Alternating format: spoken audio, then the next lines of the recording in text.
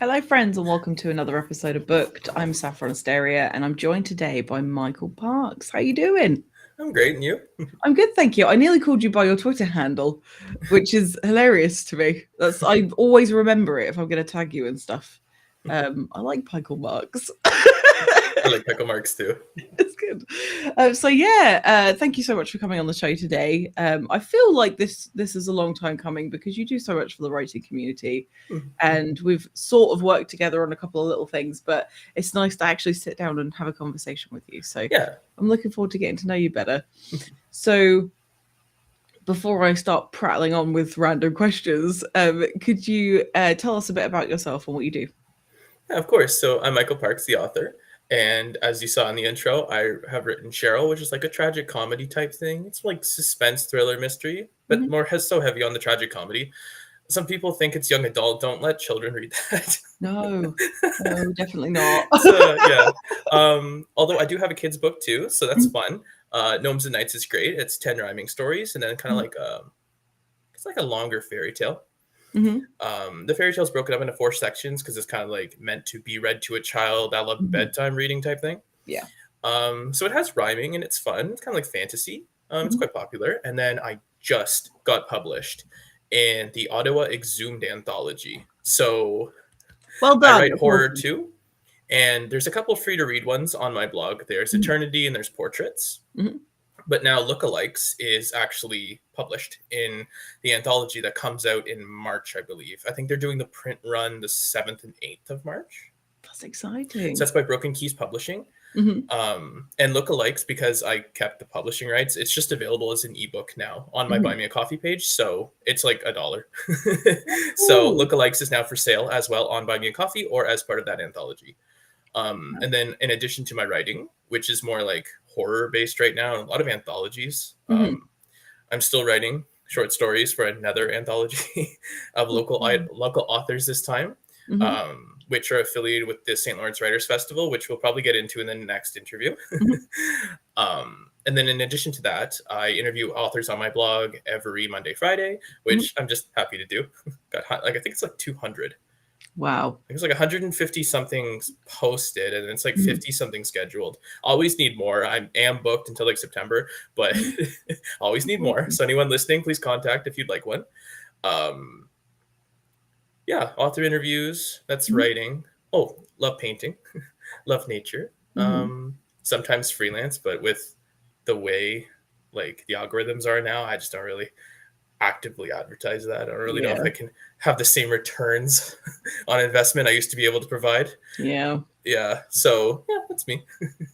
Well, a very creative person, basically, in a nutshell. Yeah, you do so much for your local writing community, especially being a part of the festival. And I can see you doing like random things here and there. And I'm sure they're not random to you, but they're random to me because of the algorithm.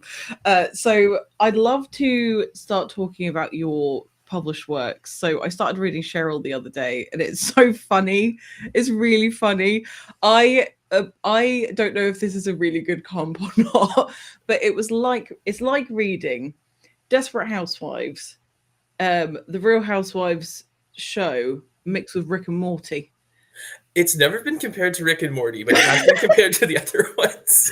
I think it's the alcoholism. I think that's what is making me think of Rick and Morty, but it's Yeah, really funny. It's really funny. I was Um, surprised how well I was able to capture grief when I was like 21. how long ago was that? And you don't have to tell me your exact age. You can give Oh, me I a wrote vague Cheryl number. years ago. I was Oh, like, really? I think I wrote it mostly between like 20 and 21 or 22. I was really young. Mhm. Yeah. So, how did you draw from? Like, where did you draw from to get that sort of vision of what grief looks like? Well, before I was the author accountant board member I am today, it's a bit of a mess. It's a so, fantastic um, title for you, though. That's awesome. so, yeah, Cheryl draws upon very exaggerated, extremely exaggerated, real world Mm, type things. But there's little hints there here and there. No one else would get them except for mhm, me and maybe like people involved in making Cheryl with me. Like the cover is a gazebo Mhm. that is basically the exact same gazebo as one I really like in like a local church park. And I've written Oh. gazebo before, so it's kind of like a little hint to that. Mhm. If you're reading Cheryl, the how far along are you? Um, I don't know if this is spoiling anything, but she's at rehab at the moment. Which time? Okay, the not the family like counseling one, the one where she meets. I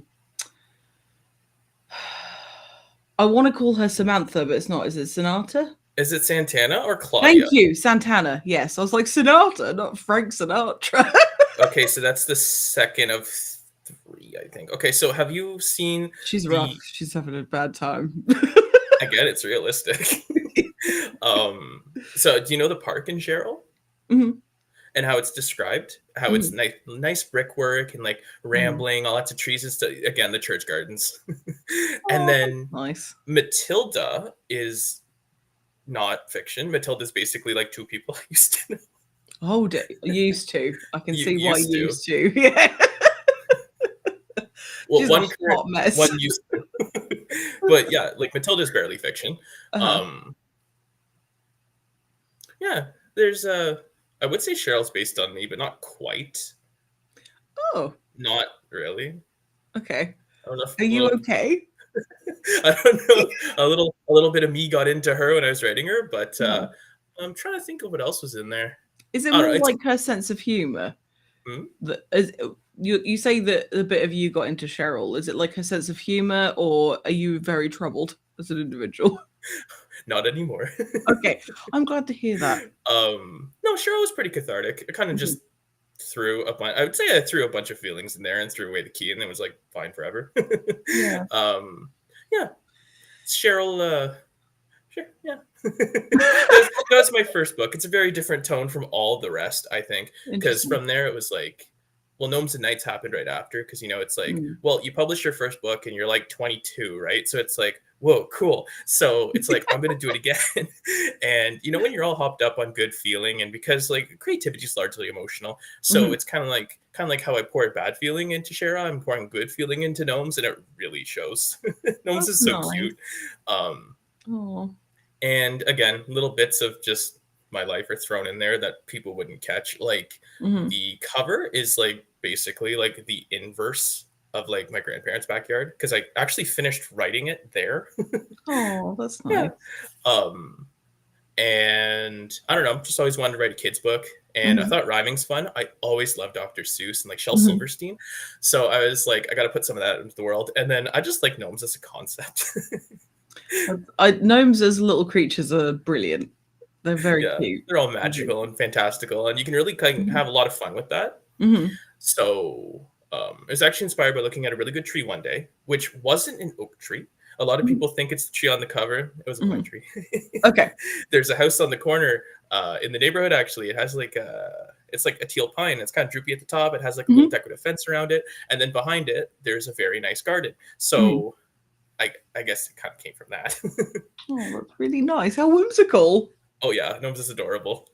So is it like 4 to 10 years old? Is that what it's labeled as? I think I put Gnomes as like 3 to 10. 3 to 10. Okay. It was more so written with reading it to a child in mind. There's Mm. a little bit like adult vocabulary, not like swear words or anything, but just like more advanced words. I think Yeah. I don't think I really considered that. It's like I don't know if toddlers are going to understand some of this, but yeah, it's meant to be read to a child. Mhm. But yeah, I think kids get it. They'll get the concept. They might trip over one or two words, but if there's an adult present, they're fine. Well, and also, like, kids are like little sponges. And so Yeah. if you introduce them to more complex words early on, then they're going to be more familiar with them and they won't be as scary. So actually you're doing them a favor. I missed this comment earlier. Hello, Kyle. I think this is in reference to your author interview. So if you're still here, Kyle, I'd forgive you if you've dropped off. There are links in the description of this episode, and you go onto Michael's website, and there's a like a e-form. Yeah, E-form? a contact form right at the Thank bottom there. you. If you just fill that out, I'll get back to you after. I forgot the phrase contact form. E-form, that sounded like some sort of cool cyber thing. Anyway, so yeah, you'll be able to get that at the link below. So Do you largely write for catharsis, or do you write because you just love telling a story? Like, is it a Um, different motivation each time? Kind of different each time. Cheryl was catharsis. Gnomes was just because I felt good. No, that's nice. And then the horror ones are more like I don't know, just concepts I find interesting or for Mm, fun, basically. mhm. Um, I found novels were like a bit much, so I found it's like, well, short stories are the most fun for me, and it's kind of Yeah. like I've already published twice at Mhm. 22, so it's like the pressure's kind of off. So Mm. it's like I may as well just have fun with it. Um, Yeah, for sure. yeah, so it's like Eternity is more like cosmic horror. No, portraits, not cosmic, just weird horror. Basically, I have Okay. this. In horror, like the concept of eternity is interesting to me. Mm. Um, I find that comes up a lot. Like there's one where for the one of the short stories I wrote for that anthology coming up, so it's not Yeah. published or out or anything. Mhm. It's kind of like that one is a little bit more cosmic. He basically falls into a I don't know what you call it, kind of like an in between. Like it's just Mhm. cosmic leftovers from Mhm. everything being created Mhm. everywhere. So it's just a big old cosmic dumping ground, and he kind of wanders in there, and he's kind of offered to become a god if he wants to, and Mhm. he can glimpse realities, and he can kind of like see what's going on with it, and he ultimately decides no, because I don't think any sane human would want to. Mhm. It's like, would I be the same person I am now? No. Would you leave your life behind? Yes. Would you be recognizable? No. Would you understand your own thoughts? Probably not. So Mm. it's kind of like he has a good think about it. And he's like, no. And then Portraits in Eternity are more like horror. Portraits is like, Mhm. I think the drifter gets trapped in the house because of the portraits. And then Mm. Eternity is kind of like I think it was ruined city, no, a ruined castle of magical little guys. So it's kind of like I think it was gnomes, halflings, and Pesh. It's like Pech. I think it's something Okay. from. It's like the UK. The UK has a lot of like magical little guys. So, A lot of them are um, still roaming around today. that one's about red caps because they haunt ruined castles, right? Mm. So it's kind of like horror fantasy. That one was fun. Hmm. Because Portraits and Eternity are both free to read, so they're on my blog somewhere. I think there's still Portraits still on SS Fitzgerald's website. I think Eternity is no longer on the original website it was posted to, Okay. but it is on my blog. So Okay, cool. yeah, Awesome. Link below yeah. to find that. So why do you think you have sort of been concentrating on horror a lot more recently? Is it because of the horrors gestures vaguely that we are living through right now, or is it just because it's caught your eye at the moment? Kind of both. So I did Mm. think it would be fun to write horror at some point. Mhm. It turned out to be a little bit more complicated than I thought it would be. Oh, really? Like I have a cosmic horror novel that I shelved at like 50,000 words, and Oh, it's wow. like, yeah, we went through edits with it, we went Mm. through rewrites with it. It was like, okay, so cosmic horror is really difficult to write. Because Mm. it has to be, it can't just be a big scary monster. It has to be this big, scary, incomprehensible monster that represents human emotions behind it. Mm. Um, and that's easy at first, and then it gets much more difficult. Yeah. Um, so ultimately, I put that one aside for now. No, actually, one of the current and well, another shelved one because I'm doing all these short stories now, but Mhm. it was going to be like more novella length. Getting back to my roots, it's fantasy and gnomes. Cool. It's a gnomish archmage who basically is a little too naughty and gets sent over to like ethics class in a pocket plane because he tried to become a god. So because he tried to usurp he seriously so because he tried to usurp like one of the gods of the pantheon, they're Uh, like, okay, no, like go to ethics class or you're getting banished, which is like so funny. you're sealed in a pocket plane for eternity, right? Like Mhm. that's what banishment is there. So Mm. he's in there with like a rogue druid. Like the druid is like evil because normally they're like protectors, guardians. Yeah. So this one's evil. I've never heard of that. Thought that'd be fun. Mm. An ogre who also tried to fight a god and almost won. So they're like, okay, you're too dangerous. Go to ethics class. um, I think there's a gnoll that tried to attack one of the sacred forests of Mhm. the goddess there. There's a fallen high priest who has beef with the goddess running running the ethics class because she's there because she also failed in her duties. So it's kind of fun. I Mm. didn't get super far with that one. I think it was like Mhm. 9,000 words. That was a lot of fun to write, though. You should carry on with that. That sounds like so much Yeah. fun. Oh, it is. As soon as I'm done, like the anthology short stories, I'm going back to that one. Nice. You Yeah. definitely should. That sounds like a proper good time. So I'm going to go back to Cheryl a little bit because you obviously got this like whimsical heart about you, and thankfully you're in a good place now, which is great. When you're working on something that is more on the cathartic side or something that's a bit more heavy, Yeah. how do you go about, you as an individual, how do you go about protecting yourself from it causing you more pain? In Cheryl, I think in your early 20s, you don't quite know how to do that. So sometimes writing Cheryl, it was kind of like, this is depressing. Mm. I find more so now, it's like, I know it's like, okay, I can step away from this. Because it's kind of like with that Cosmic Horror novel. It was very dark. Yeah. So it's like, it's kind of like, okay, I think I need to step away from this. I need to remove this scene. Like there was one scene that was so just gruesome that my editor had to like skim through it. And she's like, maybe take that out. Really? Yeah. Wow. So it's kind of like, well, if this one's kind of like extreme horror, if there's like body horror in it, like it's yucky, then it's like, you know, you can say we're cutting this entirely, or this has to be written, or it's okay to like step away, maybe write something cuter. You know, I think I did do short stories in between. Sometimes I take a break from that. I think portraits and maybe eternity, I think I wrote as like a break from this novel. Yeah, because sometimes I find it's really good. Novels take forever, right? So it's like, well, if you're going to dedicate years to it, you're going to have to take breaks anyway. So I find sometimes like writing a short story or two in the interim is very helpful. Yeah, it's good to have that kind of break. I kind of do that with reading too. Is if I read a book that's like intensely heavy, I'm like, give me something, give me whimsy, give me like ridiculousness. It doesn't have to be like funny ridiculousness, just off the wall, like mental crazy. Because then it gives you some sort of relief. Like I think one of the things I'm liking about Cheryl is that I am absolutely like a humor to get through trauma type person. So like she's just got so many good one-liners, and there's loads of like phrases that her and her friends use, and I think I need to start adopting some of these because it's so funny. Did you see the screensavers for it? The screensavers, no. On Quote Fancy. What is Quote Fancy? I don't know, but anyway, I found You said that like I should know. Well, I found one of the quotes from Cheryl off my Goodreads. Okay. I don't know. You're at Rehab 3? No, you're at Rehab 2. Okay, so I don't know if you would have got that quote yet. But well, has she met Claudia yet? I don't think so. No. Did she meet some drugged out chick who she like Santana? No, not that one.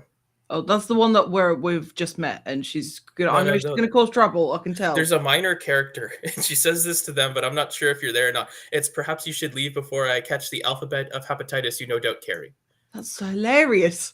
Okay, so that's a screensaver, and it's 4 different screensavers. So if you Google Cheryl by Michael Parks Quote Fancy, seriously, it comes up. Like they're all on my Buy Me a Coffee in the gallery too. Like one of them is my screensaver right now. Amazing. I'm gonna have to look for that. Oh, There's so many things out there that I just don't know about. That's amazing. So I thought that was fun. I'm like, who made this? But then I was like, oh, thank God this is here, because it's like, oh, this is fun. Wait, somebody went out of their way to make that? Yeah.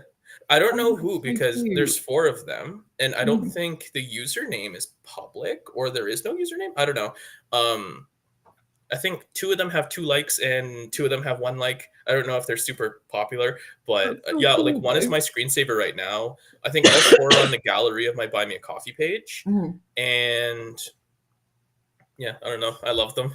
That's sick. I love that. I do find that like once you become an author, it just kind of like seeps into everything. Like even the bookmark I'm using for my current read, it's a cat bookmark that was like someone took a photo of their cat with like glasses on, and they're like reading Gnomes and Knights, and it's like I had bookmarks made of that. It's so cute. I think I have the photo if you want to see it. Yes, I want to see it. Of course I do. Yeah, it's also on Buy Me a Coffee, I think. But one sec, I think it's still in the envelope. Oh yeah, please do. Thank you. I love a show and tell. if you're watching this and you're going to be on the show at some point and you want to do show and tell, please do, because I love seeing random stuff. I couldn't find it. I think I tucked it into one of the envelopes over there. But yeah, like I had bookmarks made up of it, and these sell pretty decent. So the actual photo is on my Buy Me a Coffee, but yeah, see, he's got the little glasses, and there's gnomes and knights there. It's so cute. I love these things. And yeah, so I turned like a photo I got about gnomes and knights into bookmarks. So I love stuff like that. When somebody creates some sort of artwork, whether it's like staging a photo or painting something, or even doing like a spin-off story or whatever, inspired by something you've done or you've said or you've created, is unmatched. It's unmatched. Yeah. I don't know if it's around here. Hang on. It's not here. Where did I put it? Okay, at some point I'll find it. But Caitlin Yates heard a very early episode of Booked where I said Dr. Zeus instead of Dr. Seuss, and then she drew Zeus as Dr. Seuss. Oh, that's cute. As a Dr. Seuss character. And I was like, please send that to me. I must have it. And I framed it and I can't find it now. It's like, I think it's over there. I'm not getting up. I'm too lazy for that. But just trust me, it's cute. I'll show you later. Yeah, I love stuff like that. So I have to ask, did you create the covers for both of your published works? No. The cover artist is credited in the dedication. Okay. But they prefer to be anonymous type of thing. I don't even use their I don't even use their gendered pronouns. Like I just refer to them as they, them, because it's like it's ambiguous enough so that they can keep their anonymity. Yeah, like they prefer to be out of the spotlight. That's fair. I like that I assume, is it the same artist for both covers? It is, yeah. I thought it was like distinctly Michael. So it's really cute. I really like them. I actually assume you drew them because you said that you like painting. No.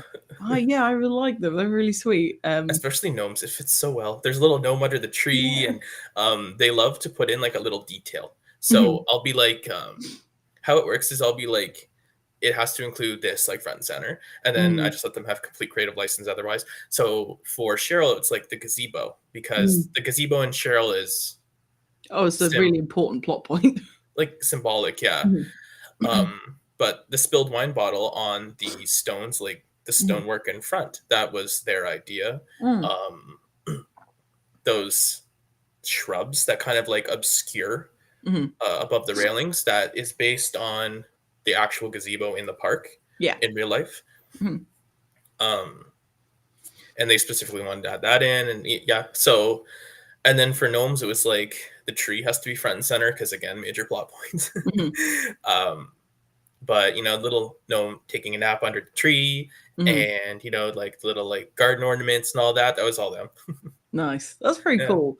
Is that did you intentionally like want to have a distinctive style going throughout all of your published stuff, or do you think you'll change up in the future?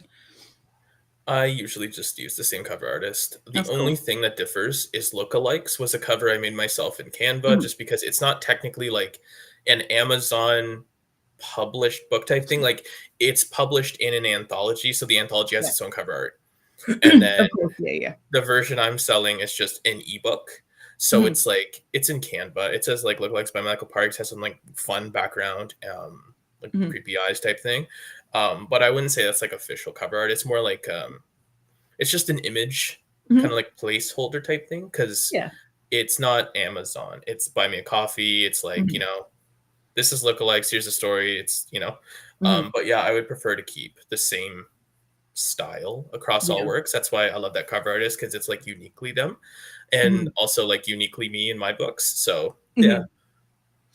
I actually thought it made Cheryl very unassuming. Like I expected something totally different to what I got, because there is this, because it's like a cartoonized but detailed sort of reality, but not reality. It looks like it's going to be again like whimsical or like oh, this is fun. Oh, silly Yeah. drunk lady. And then you open it up, and the first couple of chapters, you're like, oh, this was really dark, actually. So it was really, it wasn't my expectation at all. Yeah, 'Cause on I'd that seen the one cover again. before, and I assumed totally different. Yeah, because as a newbie, I was like, Mm, wasn't aware of cover trends. I didn't know that like, oh, yeah. Cheryl would maybe have like a black cover. It would be not so cute and serene. But I think that's kind of sort of fits though, because it's like I think so. Yeah. it's a quiet suburb. You expect it to be like, nice and upper class and everyone behaves Mm, themselves. But again, it's like that spilled wine bottle is kind of like the hint that it's like, yeah, mm, everything's nice, but this is out of place. And again, it's like when you mm, look further in, it's like that, I think, everywhere, right? It's like, oh, what a yeah. nice upper class suburb. But then, like, if you actually get to know everyone there, it's kind of like, what a not nice upper class suburb. I don't want So, to live there. There's a lot going on. There's a mm, lot of drama. I'm too tired for all that. No, I liked it. I enjoy being surprised. I don't like having predictability in the things I read, and I don't really often tend to read blurbs or excerpts or whatever. no? I don't like to. I like to go in totally blind. I don't want Oh, to know what to expect, and then I can make the decision based on the way the person's told the story. Obviously, I pick up books because the covers are pretty, but hmm. it's only if I know it's definitely going to be like horror or something that I'm actually going Yeah. to enjoy. You ever read Quan Mills? No. Oh my God, it's so good. Like, Okay. I'll write that down. I went in expecting it to be like, Okay. um, he writes like, at least he markets himself as it's going to be absurd. So I go into it Mhm. thinking, okay, it's going to be ridiculous, but it's Mhm. like this is weirdly well written. Like it's like I want to say urban parody, but Mhm. there's a review of one of his books on my blog, and it's like Okay. one of the most viewed posts on my blog. And I don't know, like I think he uses the titles to really like grab your attention to be like, what? Mhm. So then you have to read it, but then you read it, it's like, wow, what a story. Oh, okay. Cool. Yeah, I've written that down. I'm going to check it out. Yeah, it's called This Hoe Got Roaches in Her Crib, which again, that's the title. It's Oh, like I have seen that around. it's Oh, great. It's a okay. So I great do need book. to read it. Okay. I gave it 5 stars. Just amazing. It's so Amazing. unique too, because it's like it's like urban parody. I would say bordering on like not Careful. urban parody bordering on less than tasteful, I guess is the word. I don't want to say Okay. racist, but it's it's like, wow, what an amazing book. Like, Okay. you know how they say to read other authors to become a better author yourself? Mm. The way that he maintains tension and the way that there is so many plot twists you never see coming. And Mm. like, yeah, it's like um someone's doing something and then like surprise, more action, right? And Oh, cool. like I think the whole book is set over like a single weekend. Hmm. So he manages to maintain tension and like Mm. have so much going on in only 2 days to fill a whole novel. And it's like twist here, surprise there. It's really, really like well written in that sense, where it's like Mm.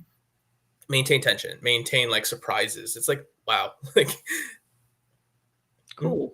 That's you've sold it to me. I'm sold. I'll go check it out. oh yeah, So I'm gonna get to your blog now.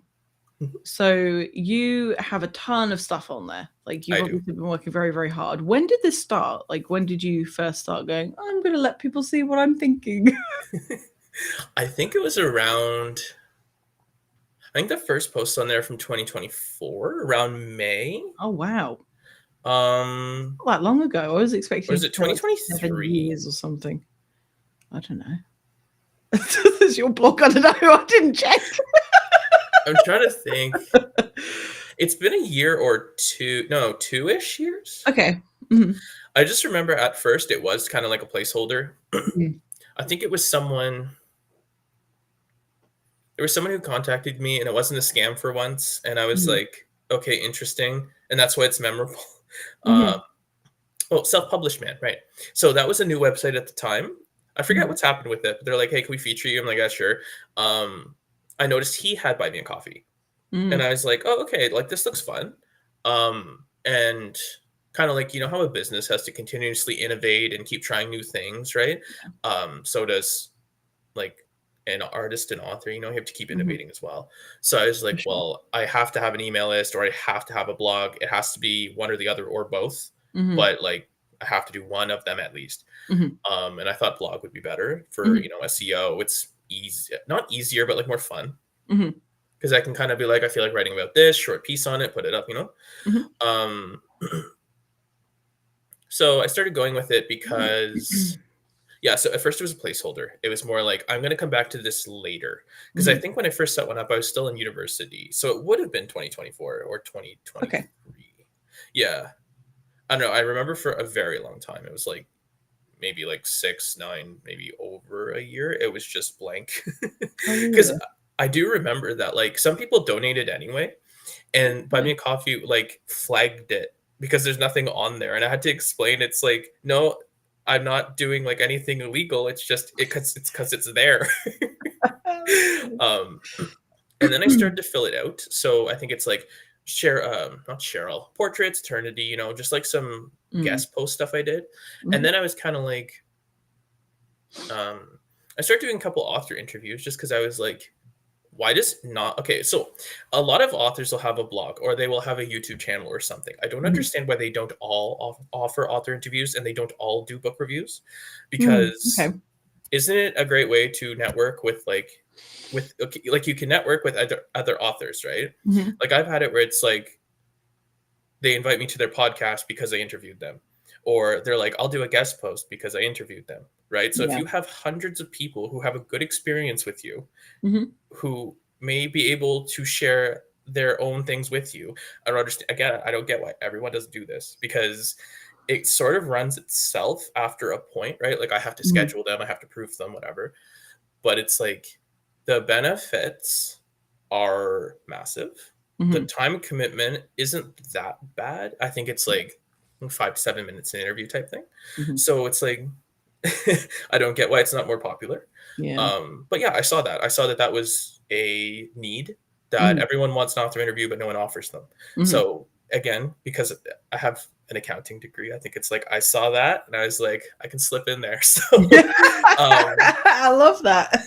so I started offering that because again, like Mhm. sometimes it is good to approach your creative work from a business standpoint, right? You have to Oh, keep definitely. spreadsheets, you have to keep Mhm. tally of your cost of goods sold. You have to keep tally of like, is this selling well? Is this not selling well? What's my marketing expenses? But Mhm. it's also like that. It's like, what are like gaps in the market that can be filled?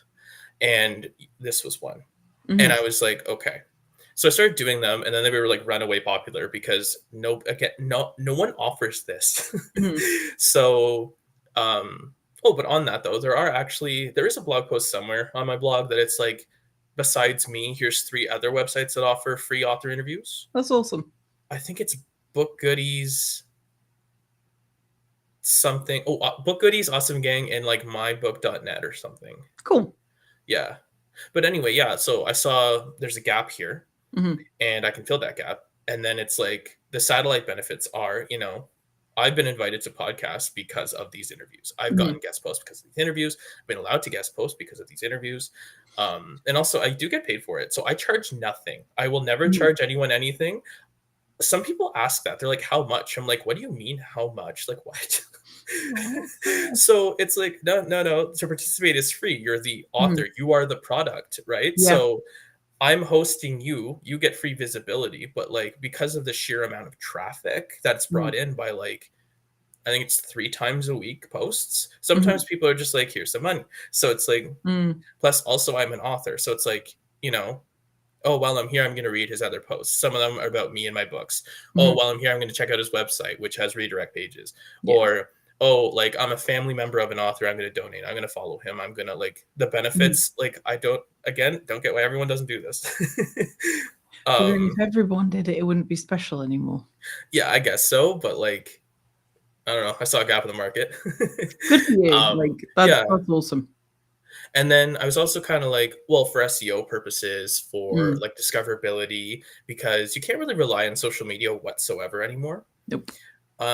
Which was another thing too, right? Because it used to Mhm. be I could post like literally anything on Twitter to get thousands of views. Now it's like I post anything on Twitter, it gets like 100 if I'm very lucky. Yep. So it's like, well, can't rely on social media. I have to rely on my own corner. My own corner can be a blog. So Mhm. that's why it's more like I'm writing about mythology. I'm writing about libraries, things I support, things I donate to, or things Yeah. that I'm involved with, or look at this guest post I was in, or look at this author interview I'm in, right? Like on Wednesdays, it's kind of variety, Mm. but it's like, it's good practice because it's like I can write nonfiction pieces. I can write, look at this Canadian food. This is a gargoyle, right? Like these are little guys. So it actually does help because Yeah. this fills a need on the blog and that it's like, look at this fun thing. But it's Mhm. also, hey, I get to do research as well, right? So I'm researching for my books, but Mhm. also that research isn't just going nowhere if I never use the information because it's For also sure. going up here. Mhm. It's kind of like, yeah, it's handy and like it is fun, right? It's like I want to learn about gargoyles, so I just learn about gargoyles, type up a thing about it, and then it's on there. Because like if I Cool. find it interesting, someone else will.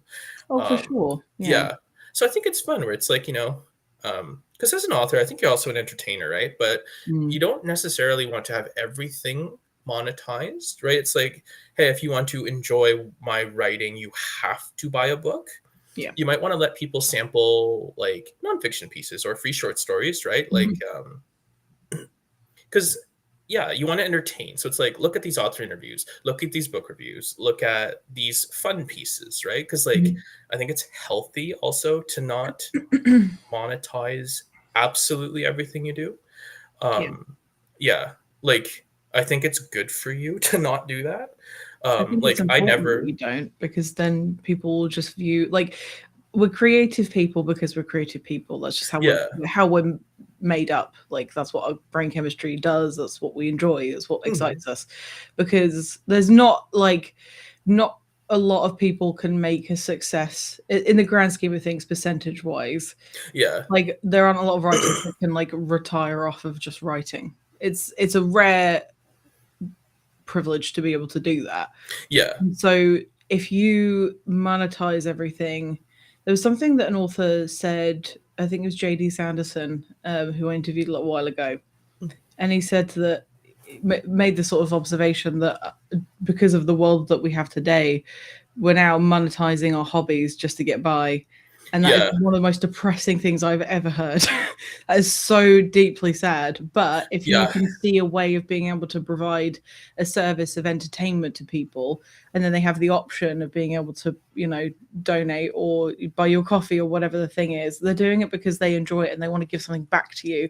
It's not yeah, a case of like gatekeeping so that people have to have money to be able to have any enjoyment. So like yeah, the whole thing is like morally really, it's like a bit of a mental gymnastics thing for me, because yeah, I also, like everything I do, I don't charge anyone for anything and it costs me a lot of money and I don't get any return, but I also don't tell people that I have a buy me a coffee thing because I can't do it. In fact, oh, it's a you Ko-fi. do? Yeah, I have a Ko-fi. It's not buy me a coffee, it's Ko-fi, but a Oh. coffee or however it's pronounced. But I don't like telling people about it because I get embarrassed. Yeah, beggy. Like that's why I don't really advertise it either. It's like read this post, but I'm not like please give me money because Oh, I like can't. I I don't really can't do like want to. I don't want that to be my branding. No, I don't either, and I can't and I can't. And I don't know if you feel the same. Actually, I'm curious to know what your thoughts are. It's a really weird tightrope to be like, oh man, I really wish I could make some income out of this thing, but I definitely don't want to charge anyone for it because Hmm. I'm doing it for the love of it, but it's also costing me money. So to recover those funds, what do I need to do? And then I'm like, well, maybe I'll sell something. And then I thought, oh no, because that's going to look really bad. It's going to look like I'm doing it because I want to sell something, but I'm having to Yeah, sell the thing because I want to fund the thing I want to do. And it's such a head fuck that I just don't do it. I just like, it's there. I'm not going to tell anyone. yeah. I find it difficult It's over sometimes too. there. Yeah. Yeah. Oh, it's how do you reconcile that in your mind? Like, is it because you have all this stuff for free that it doesn't bother you? I more do it because it's for fun, right? So it's like Yeah. a lot of the things I do, money is a consequence of it, Yeah, more so than like that's what I'm going out for. for sure. Because Mhm. especially for books, right? It's like, well, I wrote Cheryl, I wrote Gnomes. I have to kind of publish them if I want people to read them. And publishing Mhm. can't be done for free. Like Mhm. you have to access a publisher. You have to access, at the very least, you have to private print or something. Yeah. Um, so to recoup those costs, and like you can't really be like, here's a book. Mhm. all the time, right? So it's usually like Especially you if they don't have to like it sell that it. much. Like there's a commercial aspect. I would say there's like an intrinsic commercial aspect to Mhm. books Yeah. just because of, there's costumes, there's materials, there's, and then like it's not like writing a novel takes a short amount of time. So I Mhm. think it's more fair there. Yeah. Um, but yeah, I don't know. I just do it because I like it. Yeah. Writing's fun. So it's like, here's some Mhm. books, here's some short stories, here's some Mhm. blog posts. It is, yeah. I think it's good to have that variety. You don't have to like force yourself into a box. Mhm. It's not, I'm a novelist. It's, I can write whatever I want. If it Mhm. gets shelved, it gets shelved. If it's shorter, that's fine. If it's longer, that's fine. If I want to put it up here, that's okay. I like that I gave myself that option. Yeah, that's good. Yeah, because Creative I find it freedom. makes creativity easier when there's like no pressure, Yeah. when there's like no stress about it. Just like Mhm. let yourself be. Mhm. Yeah. Yeah, I'm totally with you there. I also missed this. I'm sorry, Grant. Hello, Grant. Hello. Yes, I agree with you agreeing with me about needing luck. Luck for publishing. Oh yeah. Oh, luck for making any friggin' money out of anything to do with Oh, writing. Some people just they do it well, and then that's great, but mm, it doesn't happen for everybody. So as long as I think any advice that I could give to any writers is if you don't enjoy it, don't do it. yeah. Only do it if you enjoy it because there are easier ways of making money. Much Although more. it's arguably a blessing that most don't like get that big, because who would want to be famous? Like, I don't want to be famous. I don't want to be famous. no. I have this idea that I'm going to hopefully catapult this show into being something really big, and I'll slowly start fading away from it, and then I can just be like a disembodied head, and everyone forgets what I look like. Because I want it to be successful. Because I want, like, Yeah. if we do these interviews, I want loads of people to go, I really want to read that person's book. It's the only thing I want out of it. But I've now chosen to do this on a video, so now I'm like, what have I done to myself? It'll probably be fine. Um, so after we finish this live show, we're going to be recording a booked special.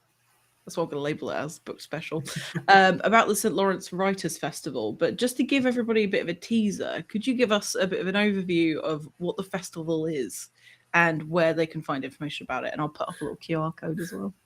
Of course. So the St. Lawrence Writers Festival is a now annual literary event held in Brockville, Ontario. Mhm. I'm on the board of it. So it's me, Rod Carley, another local author, Catherine Hobbs, who is a local city councillor, and then Wendy Hayes, who is a local writer, author, I think Mhm. author. So we're the board of directors because we are incorporated as a Mhm. nonprofit. That's So pretty if cool. anyone donates, we can give tax receipts. I just want to say that.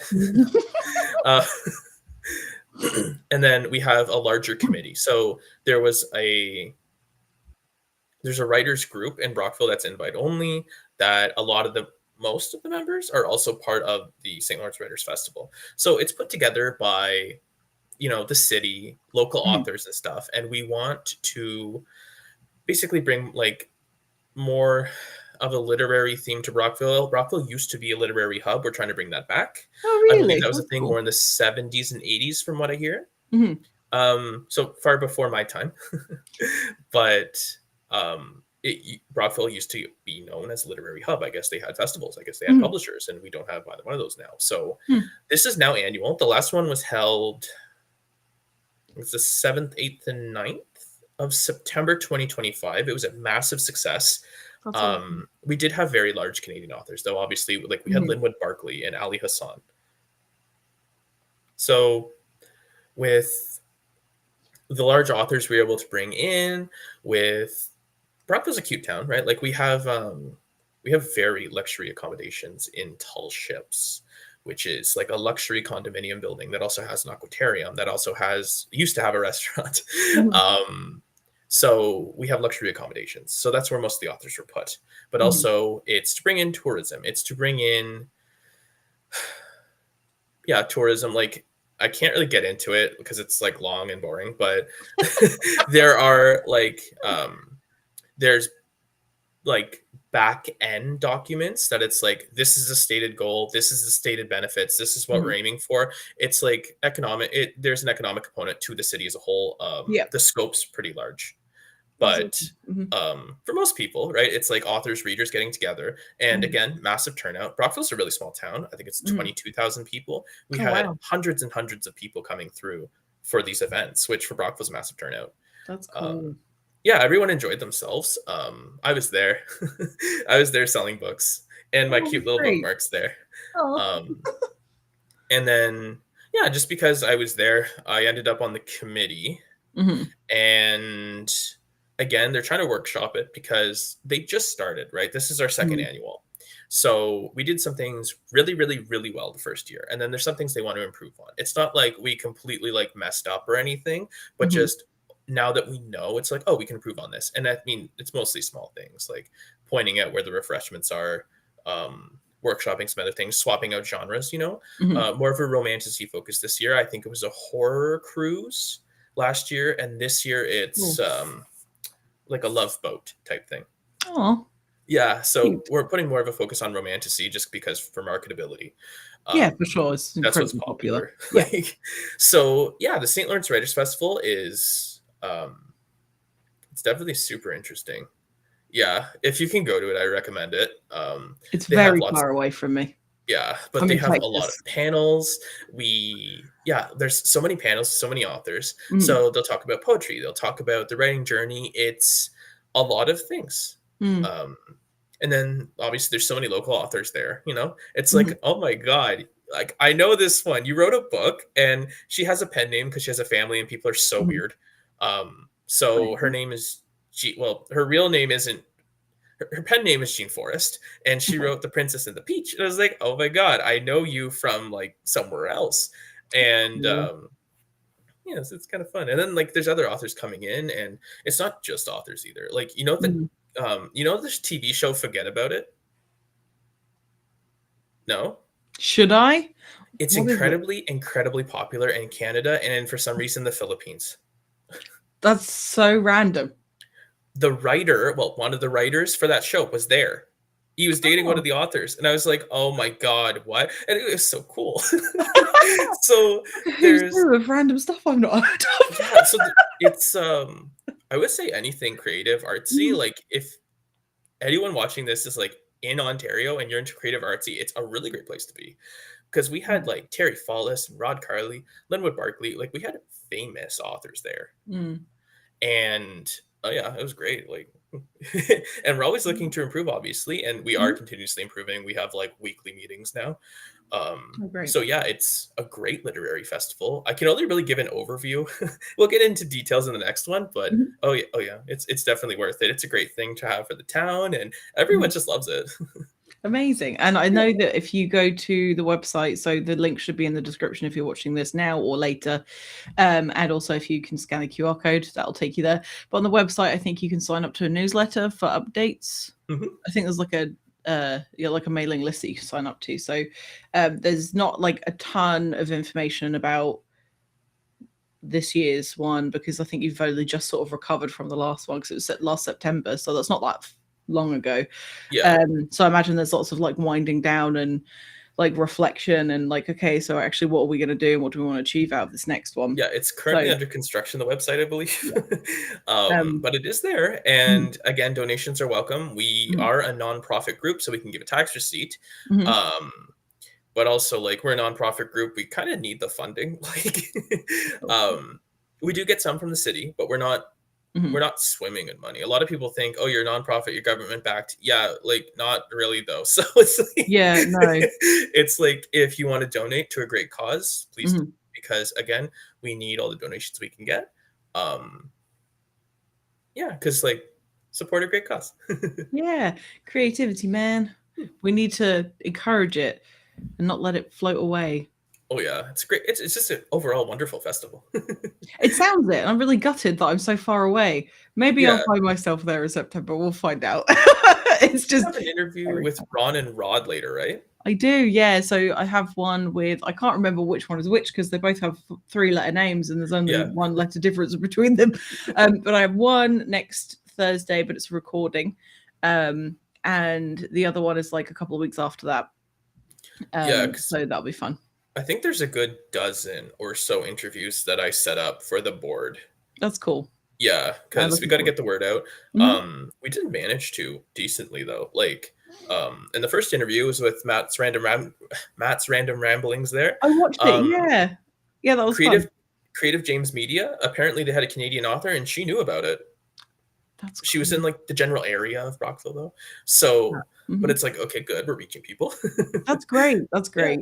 And I mean, for it being only your second annual and people recognizing it, that is a very good sign. yeah, Very, very good sign for sure. oh yeah, Yeah. it's Well, going so well. I'm very excited to get into more details about the festival, Yeah. and that episode will be available later. You'll all know about it when it's been scheduled. You and I will talk about that after this. But this has been a lot of fun. I've really enjoyed getting to know you and getting to know your writing process, and it's nice to put a face to the face, an animated face as opposed to a picture face. And yeah, thank you for everything that you do for the writing community, because I know Yeah. that you know, you do so many of these interviews, and if you are watching this, Michael's always looking for authors and creatives to interview. So go to the link in the description and go to Michael's website. There is a contact form. I remember the words contact form this time. And go check it out. Apply. It's good for you. It's good for everybody. It's good for Michael. So go do it. Yeah, if you're an author, please reach out. Please don't be shy. I'll take Mhm. anyone. It doesn't matter how big you are or how small you are. There are bestsellers on there. There are people who just started. I Mhm. need all of them. I need 104 of these a year. That's not an easy thing to do. It's not. So, It's not. yeah, so I'm always willing to take anyone. The only thing is I don't showcase AI Understandable. Neither do I. just because, like, again, looking at it as a business, horrible idea. No. Well, in the creative business, I think. I I mean, mean, even there the business. Ooh. it depends if you're in tech. If you're in tech, that's a good idea. It depends what the thing is. Anyway, but specifically for this, totally understand. Yeah, all that information is on your website. And you can also find links to buying your books in the description and on Michael's website as well. But yeah, thank you so much for joining me today. Yeah, I'm this going is to great. awkwardly wave. And I'm going to put the outro on, and I'll see you on the other side. Okay. Goodbye, Thank you for everybody. having me. Bye, Saffron. Bye.